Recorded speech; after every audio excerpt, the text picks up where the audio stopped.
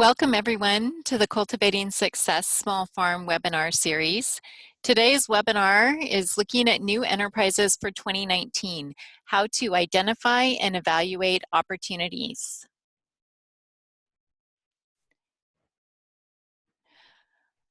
I'm Colette D. Phelps, and I'm going to be your moderator on today's webinar. Our speaker is Ken Hart. Ken is an extension educator in Lewis County, which is in North Idaho, and he is with University of Idaho Extension. We also have Amanda Snyder on today's webinar, and she is going to be moderating the question and answer box and also the chat box. I just want to go over a couple webinar tips before we get started.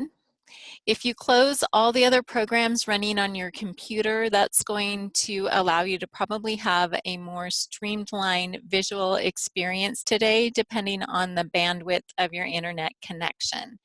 If you do run into problems with sound, clarity, or speed, you can go ahead and switch to the phone. Okay, I guess we're ready to begin. My name's Ken Hart, and I'm an extension educator in North Central Idaho. Thanks for being here today. It's a nice day to be indoors up here. We have a couple feet of snow still, and a couple years ago we were farming this time of year. You never can tell. My topic today is new enterprises for 2019, and it's primarily devoted to how to analyze and search for new enterprise and think about them and considering them in your farm operation or your farm plans. I'm today planning to use a 3-2-1 format, and we'll come up with 3 steps in the enterprise evaluation process. And these 3 steps will help you through the process. 2 steps to support the process, and then finally 1 action you can take to begin the process. I know this time of year farmers like to spend time thinking about possible new things we might do on the farms, and also if you're considering a farm and you're not yet a farmer, this is a good way to farm on paper before you actually farm in person, and you can take the risks on paper a lot more inexpensively than the risks in person.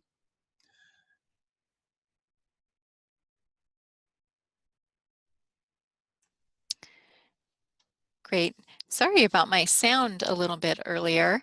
I'm having a little bit of trouble with my microphone, so I apologize if it's a little bit choppy. So we wanted to do a couple polls to start the webinar. And so if you haven't been on a webinar before, polls are just a simple survey questions, and you can use your mouse to answer them. We have 2 questions in this first poll to help us understand who's in the audience today.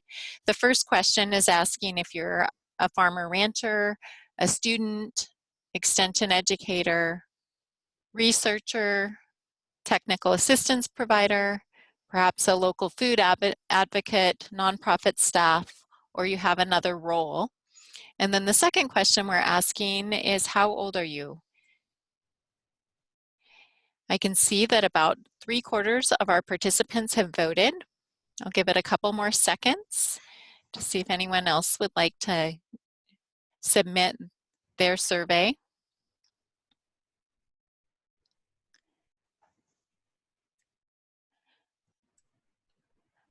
Okay, I'm going to go ahead and end the polling and share the results. Thanks to everyone for voting. So about 2/3 of our participants today are farmers and ranchers. We have also local food advocate and a couple other people that have a different identity that is our mystery identity today. In terms of age, we're looking at most of our folks being between the age of 55 to 69, with a few people between 40 and 54.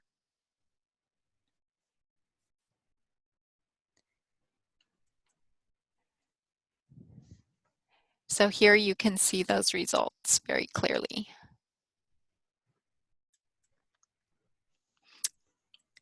Okay, where are you located? That is the next poll. Are you located in North Idaho, Southwest Idaho, perhaps South Central Idaho, Eastern Idaho, Washington, Oregon, or outside of the Pacific Northwest?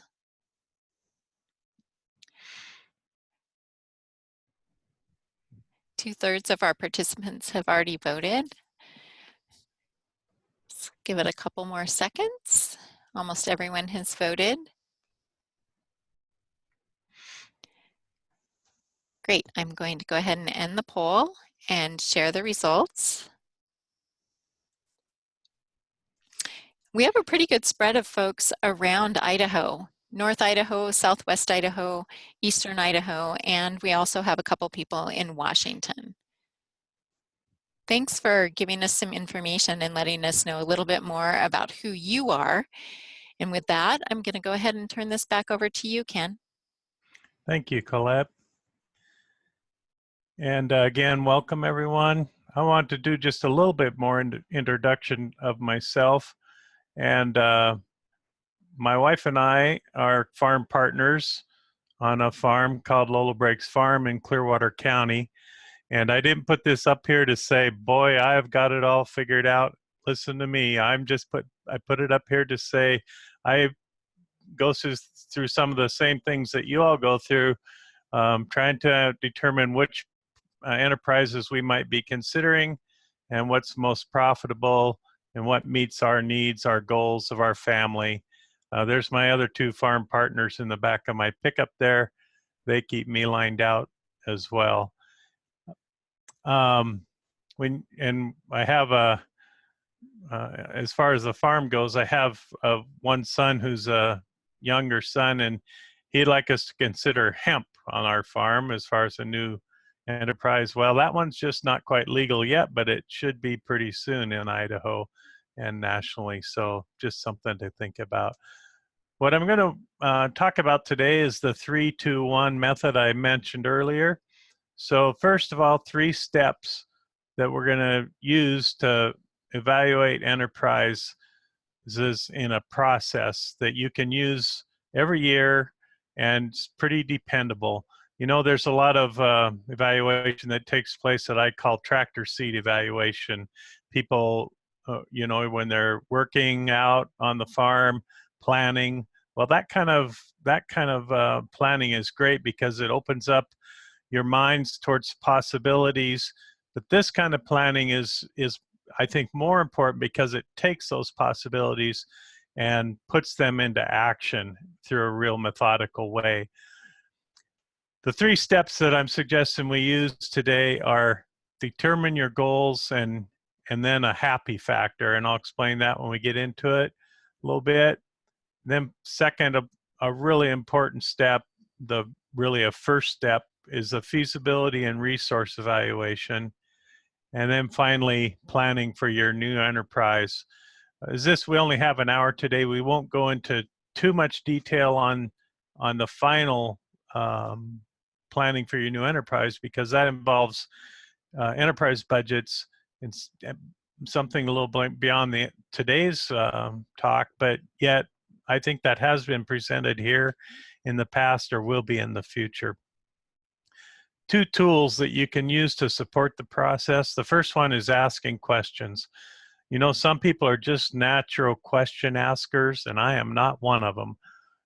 The alternative to asking questions is making assumptions, and assumptions are dangerous unless they're based on fact and they're actually based on asking questions first. So we're going to try and use that today, develop that skill of asking questions. And secondly is putting your goals or plans or budgets on paper. So many people do not do this. They do not put things to paper. And research has shown that you're very much more successful on goals and plans if you put this on paper. So that's what we're going to focus on. 2 tools: write it down, ask questions. There's no question that's silly in this process. And then one action that you can take away to begin the process. I thought about just do it, but just do it is somebody else's slogan. So let's just do this thing. Sit down today, or at least this week, and consider your current enterprise and a new enterprise. And I put down a cup of coffee there because that helps me think a little better. But whatever helps you get your creative thoughts going, get yourself in a comfortable place with pen and paper and a calculator, and these days the internet at hand for information, and begin that process. So the first step we're going to talk about is goals and the happy factor. And I just put this in because it's so important that you consider your goals for your farm, your goals for yourself, and your goals for your families. And then also, what do you really like to do? If you like to be outside a lot with farming and you enjoy crop raising, that's one thing. If you enjoy livestock, maybe both, but consider what makes you happy. You don't want to spend your life with something that is an effort. You might sometimes people end up doing things in farming because their family influences. Or I remember a book where the quote was, "The family of the generations is over your shoulder saying, well, we did it, you can do it too." But what you might want to do might be different than your family or your past people who have been involved in agriculture has done. So just kind of keep that in mind. And some of the questions you might ask yourself are listed there on the right hand of the screen. Primary thing to think about when you're considering a new enterprise or your current enterprise is it meeting your goals for your family income? Is it meeting the goals of the rest of your family or partners in your business? Does it match up with your lifestyle? If you, for instance, I never thought I would want to, if there's dairymen or irrigators on here, I apologize, but I never thought I want to be involved in that because I've often worked off the farm and especially in the winter times, and so that freed me up to do that compared to. But there's some real advantages to a full-time career like dairy and irrigation involved in that. So keep that in mind. I've kind of see there on the left a little bit of a copy of a appendix. This comes from ATTRA, the Appropriate Technological Transfer for Rural Areas. I think that stands for. And it's a really good resource, and they gave me permission to provide it to you. And doesn't look very good right there, but we'll post this appendix or this exercise. And it's an exercise just to go through and rate yourself as far as your skills and resources and keeping your goals in mind. There's all kinds of goal setting, different forms you can use. But the main thing is we would like you to do that on paper. If you have that already done, that's great, because then you can bring that to bear on your decision of which different considerations on enterprises. Does anybody have any questions just yet on any of those issues before we go into evaluating inventories or comments? We haven't had any questions come in yet, Ken. Okay, thank you.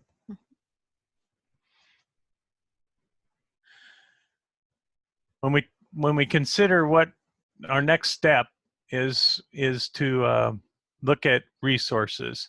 This is a very important step for a couple of different reasons. Sometimes we don't have a realistic assessment or idea of our resources, and that causes us to make poor decisions. I remember way back when I was in graduate school, we did linear programming, and that takes these three basic resources of land, capital, labor, and management, and and identifies the most limiting resource and then seeks to maximize the use of that limiting resource in order to maximize production and profit on a farm. Now that's pretty much the economic term and the economic direction to take. But we have that in our minds that these three resources are important, and we need to evaluate them as far as what we have, so that when we go to look at a new enterprise, we can identify the impacts on our resources that new enterprise might have. So these three resources are land and capital, and I call capital stuff because that's just kind of a term, but capital includes like machinery and other equipment, but it can also include finances. It can include resources that aren't part of your farm but might be available to your farm, family savings, loans, that type of thing. And then finally, labor and management, and that includes, and we'll talk about more as we go along, but includes both physical labor and then management skills and creative people skills that people involved in your farm might have. So some of the human resources and skills you have should become under consideration here. And this is really where that factor of the happy factor comes into play. So carefully consider what your personal interests are. I spent 2 years taking care of a large cow-calf herd when I was first started farming, and pretty much convinced me that I wasn't a livestock person. So you may have similar experiences in your past that lead you towards what are your personal interests in farming.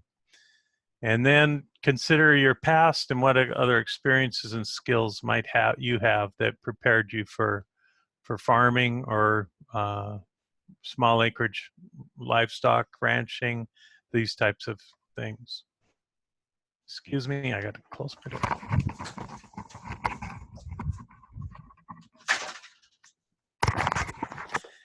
Okay.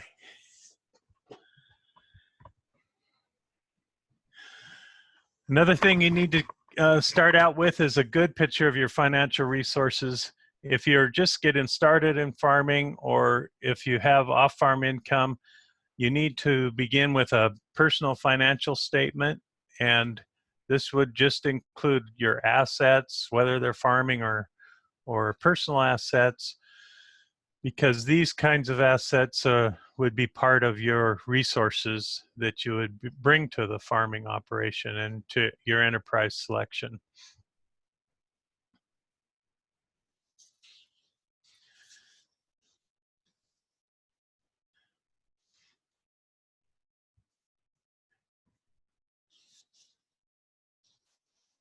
Next, we're going to consider your land resources. And, you know, regardless of the size of farm you have or the type of farm you have, I know that the land is dear to the hearts of farmers, but you need to be really honest about what land resources you have.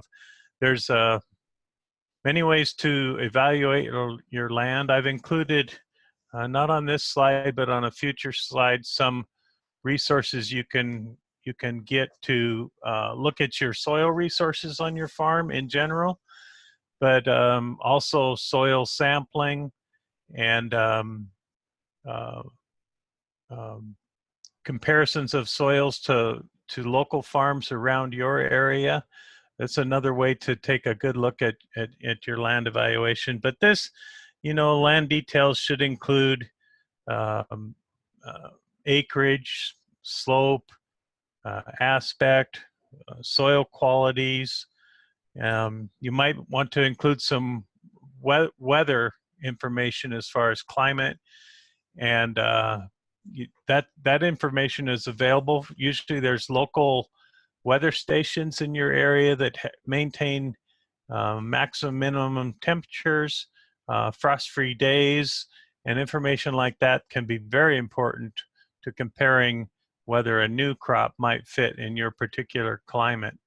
And usually these stations are available, within a decent distance from your farm, so you can get current type of information. I didn't notice how many people might be in irrigated areas, but water is definitely a factor in irrigated Ken, I'm areas. just going to jump in to say that your slides haven't advanced. Oh, On our screen, we're still looking at your natural resources, the overview. okay. I'm sorry. Is that better? Now we're on soil and vegetation. Okay, thank you.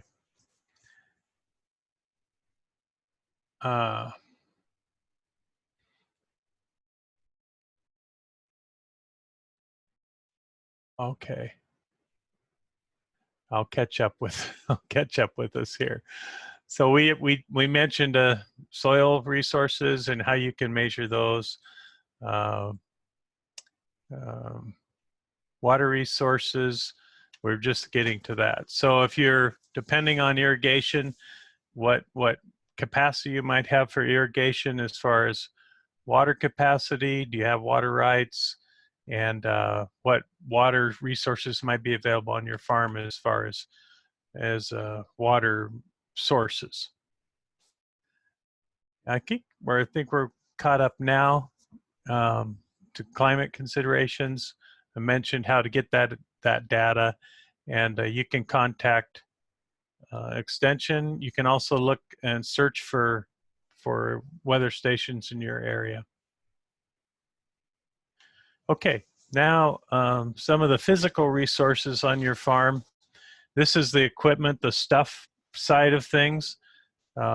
Be the buildings you have currently, whether, especially on a small acreage farm, we might consider specialized buildings like greenhouses or cold frames, and these types of equipment to grow and get a good start on your plants that you'd be considering. In livestock situation, fencing, the condition of those fences, and then especially important is your current equipment, because certain crops require specialized equipment or at least adaptable equipment. And in small acreage farms, the equipment uses and adaptability of that equipment is a little less developed than maybe commodity farms, but yet there are some, if you search out, you can find some really good equipment that has a broad adaptability, particularly for your farm situation.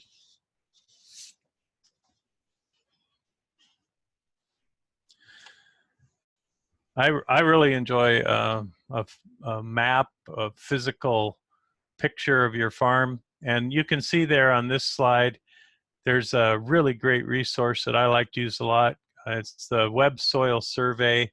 It's part of USDA. It's actually part of NRCS, and that's the link to that.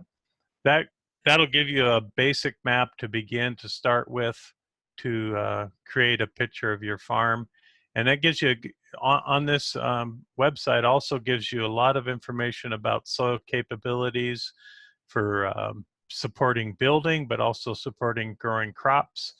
And you can get soil types. You can also, if you can't access this particular tool, you can go into your NRCS office. Excuse me, your local NRCS office has printed copies of the soil survey that includes soil capability information and such. A map helps you see, not only your farm, but surrounding farms. It's important to consider what other people are doing in your area that might impact your land and the different crops that you might decide to grow.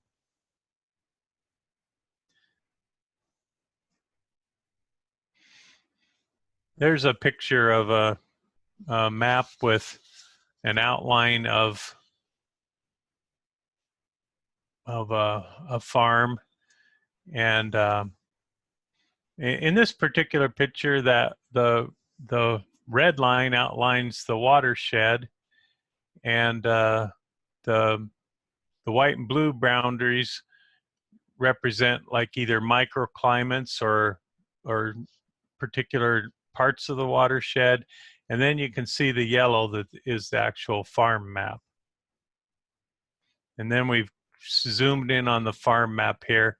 And you can also see that this farm map includes buildings, includes a home site, includes some water sources, and such. Now we've taken that farm map and laid out the building situation, the home site, barns, maybe some of the pastures, and you can fill in some of your own fields. So this is important to begin to get a really good picture of what your facilities can do. And you can include such things as your current buildings, other facilities. This is important as far as power lines and septic tanks, and then existing pastures, fields. If you're looking at a new enterprise, it's important to realize where your existing fields are at, so that you can. It's so true of a farm that there's microclimates across the farm, and so realizing, well, this crop might work in this area but may not work in another part of your farm. Okay, some other factors to consider are state and local regulations that might impact a crop that you'd like to grow, or might impact where your farm is. Many small farms are in urban or urban fringe areas because that's a great access to markets.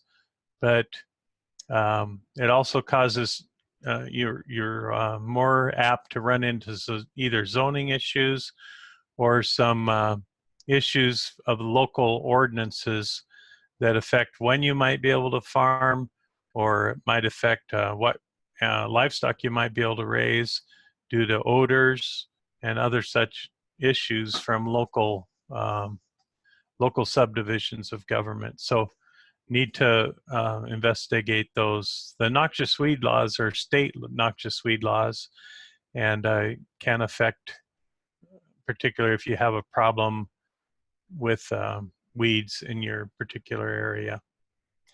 If you want any information about the noxious weed law, all counties have, excuse me about the phone ringing there, but all counties have a local weed supervisor, and you can go into that weed office and get information about the noxious weed laws.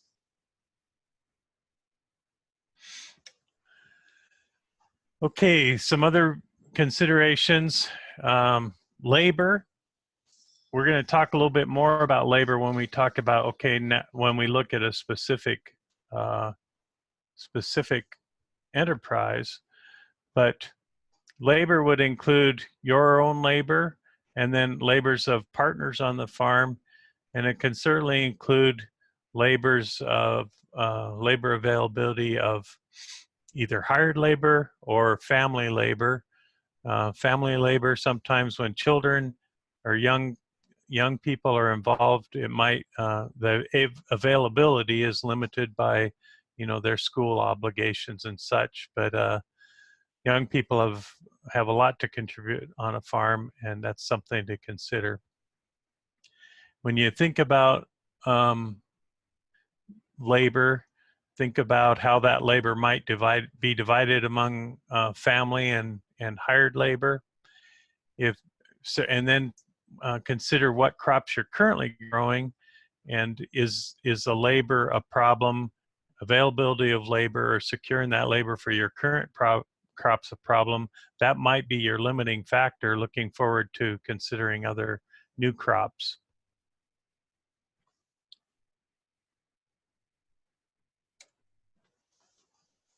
it's really important when we're considering a crop that we consider the market resources of an area.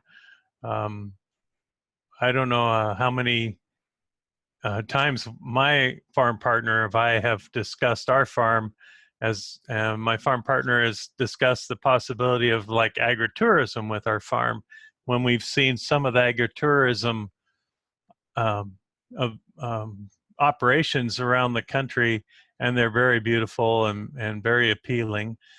And the problem is the demographics are our farm is in Clearwater County, and the nearest town is about 400 people. The nearest airport's 100 miles away, whereas a lot of your successful agritourism have, you know, 1 million people within a half hour's drive. So that's something to consider as far as your market, what your available demographics of the market you intend to serve, how far away are those markets from your farm, and what the transportation availability and costs in order to get to those markets. You know, this kind of goes back to the labor and your own creativity and your own what you like to do. Not everybody likes to show up to a Saturday market and visit with maybe a couple hundred or even 1,000 people in a given day to sell their products. But some people really enjoy that, so it's something to consider. The relationship between where you plan to market and the kind of marketing that you prefer to do. If your product needs processing, and this is often true with livestock, need to consider the distance to those markets and the availability of processing that meets your goals. If you're an organic producer, then those processing of uh, the outlets are not, you know, you need to have specific and acceptable processing outlets to maintain the purity and marketability of your products. So those are things to consider. Market research is something I think that's a lot of fun and a lot easier to do these days with the internet and the data that's collected by government agencies and local economic agencies. There are some community resources to help you with this. Extension, we have offices in 42, I think, out of the 44 counties, and have people in those offices specializing in crops, livestock, economic development, marketing, local food systems, uh, um, and also living issues as far as health and such. So we have a wide variety of people to help you out. NRCS and soil conservation districts are in nearly every county in the state and have resources as far as information, but also they can put you towards cost shares to help develop your farm. Small business development centers can help you with business plans. We're going to talk about in just a minute as far as the business plans or budgets that you'll need to look at these new crops. And then another resource is farm lenders, both private banks, co-ops, cooperatives, and the USDA, FSA. As far as cooperatives go, Northwest Farm Credit is a cooperative, a rather large cooperative serving the agriculture and all scales of different types of farms.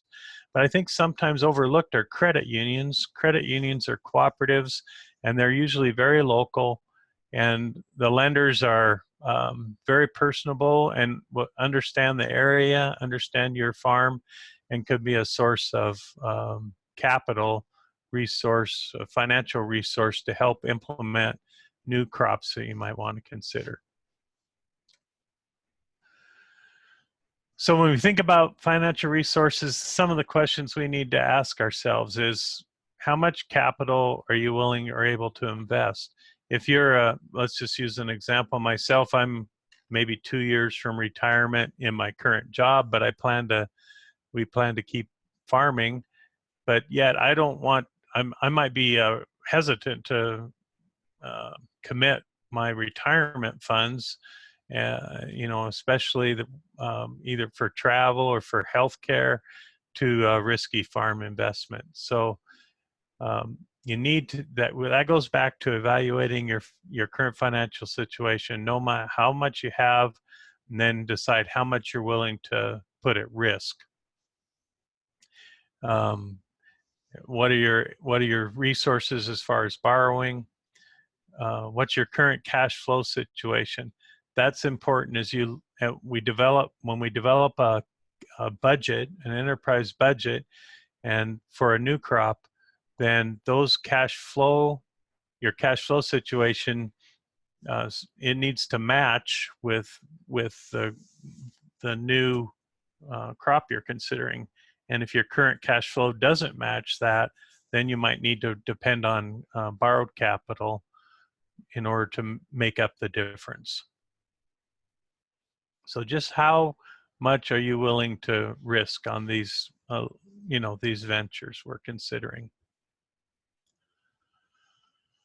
So we've kind of gone through some of the ideas or some of the steps you need to take as far as resource evaluation, resource inventory. I'm also going to post a worksheet in order to help you evaluate your resources and list them in a methodical way to determine where you are as far as your resources. So now let's turn you may think, wow, we spent quite a bit of time on that, but that's really important because that is the first step to take. Have a very clear picture of your current resources before you consider some of the new enterprises that might be out there, either bring them into a current farming operation, or if you're just beginning a farm, say you just have land and haven't decided what to do with that land yet, that land might be in a rather low profitability situation. I think of haying around here. There's quite a bit of land that goes into smaller farms that's hay ground, and to take that out and to move that into a higher profitability or situation involves, a certain amount of risk, involves a lot of work, and so you might be in that situation. One thing you need to do when you consider a new crop is, if nobody else is growing it around you, you better be a little careful be very careful on research it in detail. If it's a brand new crop, you maybe go to a producer, even if you have to travel a good distance to see how they're growing it. But if you're just starting in farming, try and look around and see what crops are being produced, and look for a crop or a different livestock, or a crop that is at least similar, so that you can see how other people are producing it, and take some of that with you as you look at your new crop. Look at the history of the farm and what kind of crops or livestock have been raised on it successfully in the past, what hasn't been successful. That will help you. And, you can even go around on these older farmsteads, and there'll be abandoned fruit orchards. You can kind of get an idea of what fruits have been grown. You can check with previous owners to determine what they had grown and what had been successful. Then, kind of back to the happy factor. What do you really enjoy? If you really enjoy a particular crop, then a particular type of crop, tree fruits or field crop. I personally like haying. I like raising small square bales. People say, why do you still raise those idiot cubes? I just enjoy it. I enjoy the physical work of it. I enjoy the customers I have, which are, there's people feed horses or a small cattle herd, and they in order to get small square bales anymore, they have to kind of look around to find them, and I like providing that kind of service. So it's something I enjoy. And you might consider what crops you personally enjoy as you move forward. We talk, just some more questions to ask yourself. I really encourage you to ask questions about the predict actual production of a specific variety in your area. So if it's not available in your area, consider before you go whole hog into it that you plant a test strip and try it out to see how it does in your particular area, under your particular water regime and climate regime. If you don't have any personal experience with the crop, consider trying to interview a farmer who does have personal experience with the crop. Another way to do it is to, if you can afford the time and effort, is to sign up for an internship with a farmer who's successful with that particular crop, and work with them to develop the skills to grow and process and market that particular crop. Those internships are available. Culting Success is a good way to get in touch with people as far as sign up for an internship. Okay, so also consider those climatic, we talked about our climatic data for our farm. So compare that specific crop you're looking at as far as rainfall, frost susceptibility. If you're looking, make sure that it's agronomically fits in that situation that you're trying to grow it in on your farm. Another thing to consider is, what are you currently growing, and is it compatible? Is the new crop or new livestock enterprise compatible with your current cropping system? And if it's not, you need to plan whether or not you can make it compatible by changing things that you do, or adapting it to your current situation. So on the equipment side of things, does this new crop require, can you cultivate and harvest, store and market without buying new equipment? If you have to buy new equipment, or if you have to rent or borrow new equipment, then or not only equipment but other materials, you need to consider that into the cost or the profitability of that particular crop, because that's going to increase your costs over time. You can spread the costs of that new equipment over time, but still that will have an impact on the profitability of that new crop that you might be considering. It's important to consider particular new crop if there might be pest problems. I live up on the Camas Prairie in North Idaho, and we don't live on the farm, so, and have a local garden here in the farm, and here in town, I like to raise cabbage to make cabbage, like a coleslaw and fresh products with, and also sauerkraut and such. Well, my point is when canola crops, which is a brassica crop similar to cabbage, once it's harvested, a lot of those pest problems that were on the canola migrate to my cabbage, and it's not a pleasant thing. So consider, anyway, those pest problems that might be for a new crop.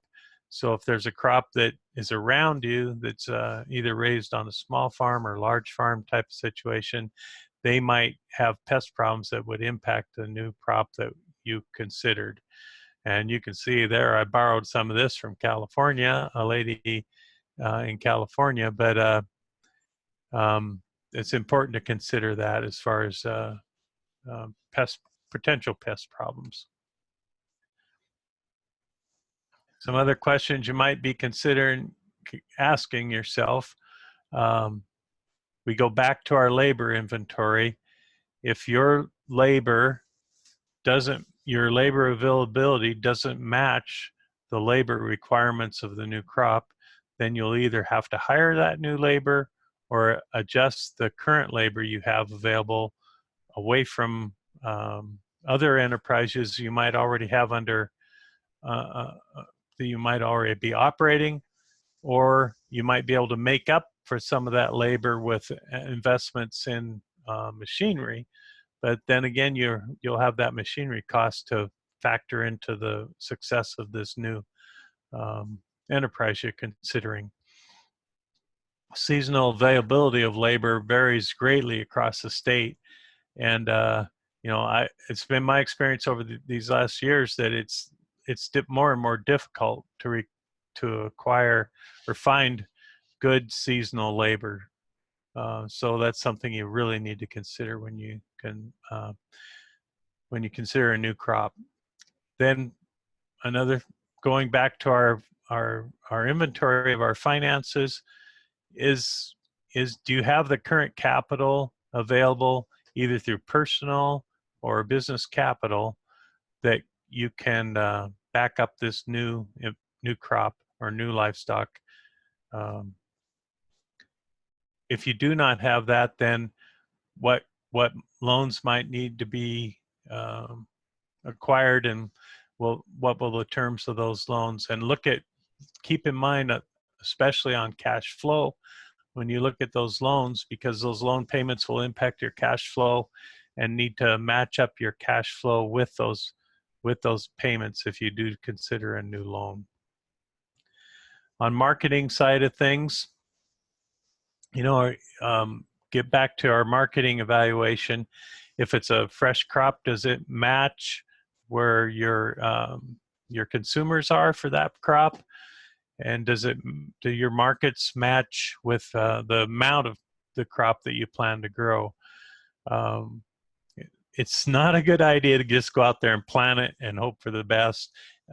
And that does actually happen. I've worked with people that planted a lot. I'm thinking of a particular case, planted several acres of tomatoes without a market for them. Well, you can raise a lot of tomatoes on several acres, and so keep that in mind. What's the market history for this particular crop? If the market is already saturated for the crop, there's some ways you can think about with creativity to come up with a new way of marketing the crop, perhaps processing and marketing it in a different form, or marketing it through different outlets. But that activity for your new enterprise needs to take place up front.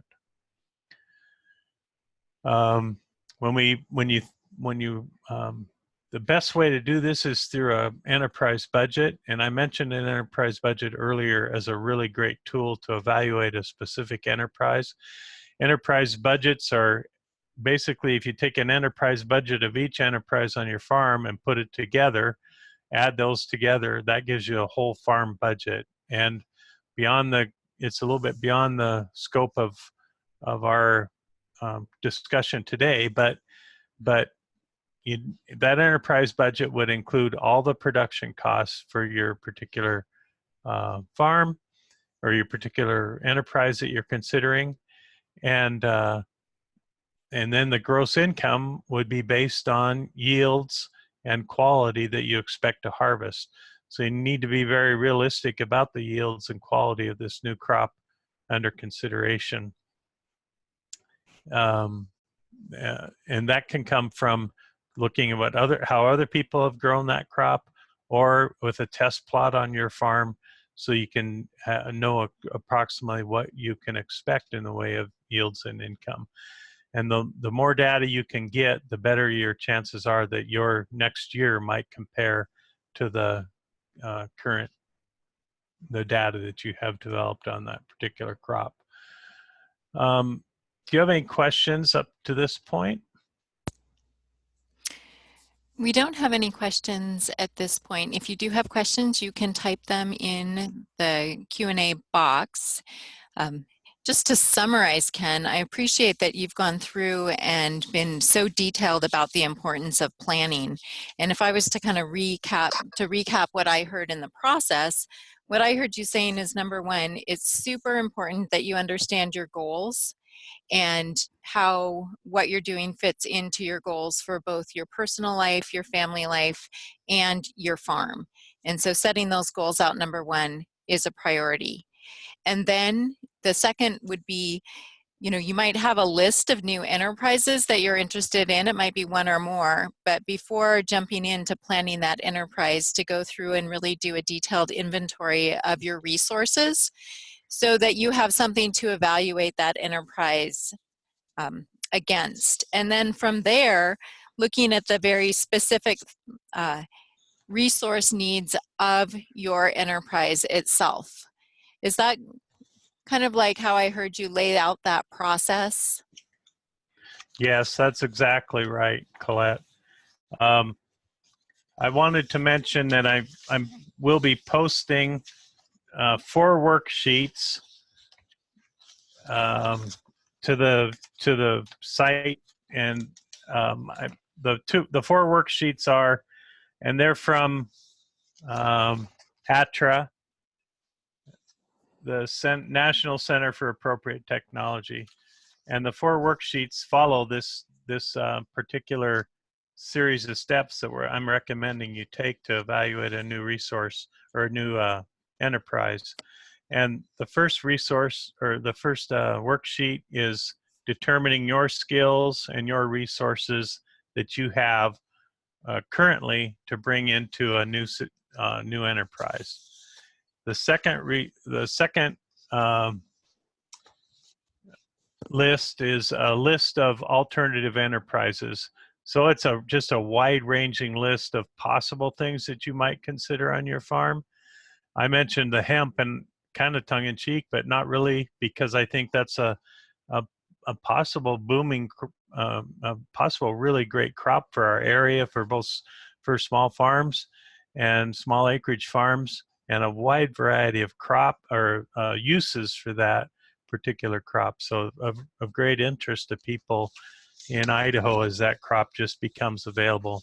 But this second handout will include a large list of crops that you might consider to be able to plan in this situation. And then the third handout is an evaluation of a specific enterprise. So it takes you through the steps you need to acquire information on the costs of raising a particular enterprise, both fixed costs and variable costs, and then your yields you might have for your new crop, other expenses you might need to cover, and it's essentially a brief form of an enterprise, or a I guess a new form of an enterprise budget, so that you might be able to do that. And then the final worksheet is farm market assessment. So how will this crop be marketed, and how will you accomplish that? So those 4 worksheets will be put up following the presentation today. That's great, Ken. And at the end of this webinar, I'll show folks where those will be located on our website. We did have 2 questions come in from Kay. The first question Kay asks is, do I need a business license to name my farm? And do I need to register my farm name? And I'll go ahead and give the second question because it's closely related. Is it better to use my social security number for sales or a business EIN? I don't expect to earn over $2,000 to $5,000 a year, so this could be a hobby farm. Mm-hmm. Okay, on the first question, so if the farm is operated as a sole proprietorship, then you don't need to well, the answer to the first question is, first of all, you do not need to register your name. But if you are operated as a sole proprietorship and then prefer to be known as Hard Rock Farm, so you would need to register that name as a DBA, doing business as. but you'll still be a sole proprietor. So it'll be Hard Rock Farm doing business as Jane Doe. And that's the way that's accomplished. If there's a partnership, a similar deal as a partnership, now if it's registered as a corporation or a cooperative, that would require, I think, a little more research on my part. I don't know the answer to that particular. But you don't need to register the business as a business name unless you want to use it as a DBA, a doing business as. And it's, I think it's like a $10 fee or something with the state Secretary of State in Idaho. The second question, could you remind me of that, Colette? Yes. So the second question is it better to use my social security number for sales or business EIN number? Okay. Yeah, I think it's definitely better to use your business EIN number or your tax EIN number when it's necessary to do that. Yeah, there is a really great resource if you're in Idaho called Starting a Business in Idaho. And if you just Google that, you'll find this resource that really walks you through the different kinds of business structures. Another opportunity is to look at farmcommons.org.